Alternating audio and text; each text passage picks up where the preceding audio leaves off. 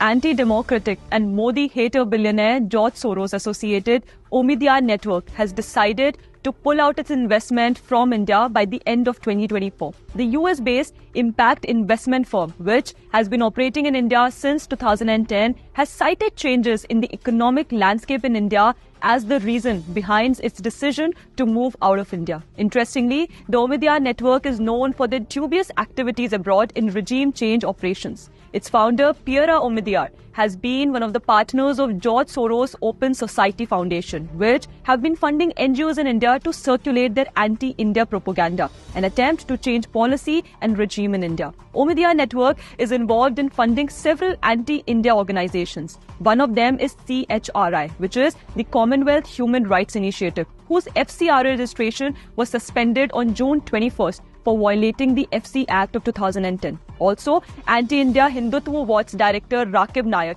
is indirectly funded by Omidyar Network. The leftist media portals such as Scroll, The Wire and News Laundry are also funded by Omidyar Network. Pointers International Fact-Checking Network, that is IFCN, which has been known for its biased fact-checking regime on the Indian IFCN network, was given $1.3 million as grants by Omidyar Network Open Society Foundation. There is a very interesting link of Omidyar Network with the Congress party. So Bharat Pandey, who leads Omidyar's initiative in India, was the special advisor to Jairam Ramesh when he was India's Minister for Rural Development and Environment and Forest.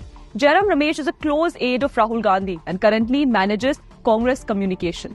Omidyar Network was in fact been debarred once by SEBI in June 2021 for its unfair trade practices in India.